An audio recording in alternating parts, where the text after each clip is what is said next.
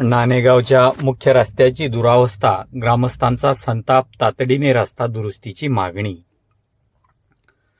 बदनापूर तालुक्यातील नाणेगाव येथील गावात जाणारा मुख्य रस्ता पावसामुळे पूर्णपणे खराब झाला असून ठिकठिकाणी मोठे खड्डे पडल्याने ग्रामस्थांना मोठ्या त्रासाला सामोरे जावे लागत आहे.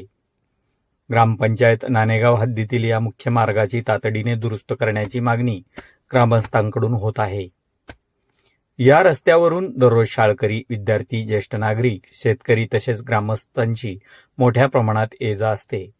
मात्र पावसाच्या पाण्यामुळे रस्त्यावर खड्ड्यांचे साम्राज्य निर्माण झाले असून अपघाताचा मोठा धोका वाढला आहे. विद्यार्थ्यांना शाळेत जाण्यासाठी तर ज्येष्ठ नागरिकांना आणि शेतकऱ्यांना दैनंदिन कामासाठी मोठी कसरत करावी लागत आहे. ग्रामस्थांच्या म्हणण्यानुसार अनेक वेळा संबंधित प्रशासन आणि ग्रामपंचायतीकडे मागणी करूनही अद्याप कोणतीही ठोस कार्यवाही करण्यात आलेली नाही. त्यामुळे नागरिकांमध्ये नाराजीचे वातावरण निर्माण झाले असून मुख्य रस्त्याची तात्काळ दुरुस्ती करून नागरिकांना दिलासा द्यावा, अन्यथा ग्रामस्थांना आंदोलनाचा मार्ग स्वीकारावा लागेल असा इशारा ग्रामस्थांनी दिला आहे. जिल्हाधिकारी कार्यालय जालना यांच्या कार्यालयात ग्रामस्थांकडून ठिय्या आंदोलन करण्यात येईल असा इशारा आंदोलनकर्ते अंकुश चव्हाण यांनी सरपंच व ग्रामसेवक, ग्रामपंचायत कार्यालय यांना रस्त्याची मागणी केली आहे. आंदोलनावेळी सर्व नागरिक व महिला, ज्येष्ठ नागरिक आंदोलनात सहभाग झाले आहे. आंदोलनकर्ते अंकुश चव्हाण व ग्रामस्थांसह इतर उपस्थित होते. आपण पाहत आहात लोक तुफान डिजिटल न्यूज. वृत्तनिवेदक विजय शिवगजेसह मुख्य संपादक अशफाक पटेल, जालना. बदनापूर तालुक्यामध्ये नाणेगाव नगरीमध्ये हे झोपडपट्टी एरिया असून ग्रामपंचायत कार्यालयाचं दुर्लक्ष असल्यामुळे गावकऱ्यांची रस्त्याबद्दल खूप हाल होत असल्या कारणाने सर्वसामान्य नागरिकांमध्ये तीव्र नाराजी व्यक्त होत आहे.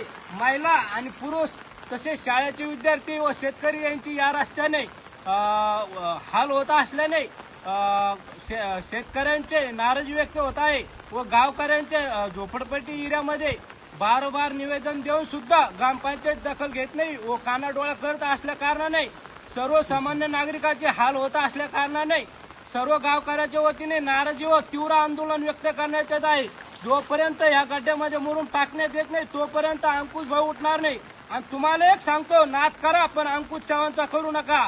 जर करायचा असेल तर माझ्याशी करा, सर्वसामान्याशी करू नका. याच व्हिडिओच्या माध्यमातून तुम्हाला सांगतो की तुम्ही फक्त फेसबुक, व्हॉट्सअपवर फक्त वाढदिवसाचे पोस्टर टाकू शकता.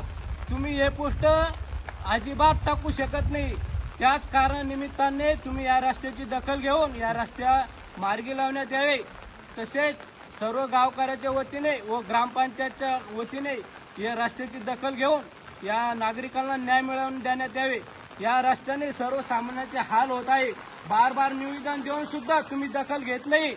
मतदान फक्त गावकऱ्यांनी याच्यासाठीच असतो का? सरपंच कशासाठी असतो? गावचा मुख्य प्रमुख असतो, गावचा मुख्य नागरिक असतो. त्याने या रस्त्याची दखल घेतली पाहिजे, या रस्त्यावर आलं पाहिजे. तुम्ही फक्त 2च वेळ येतात, 26 जानेवारी 15 ऑगस्ट.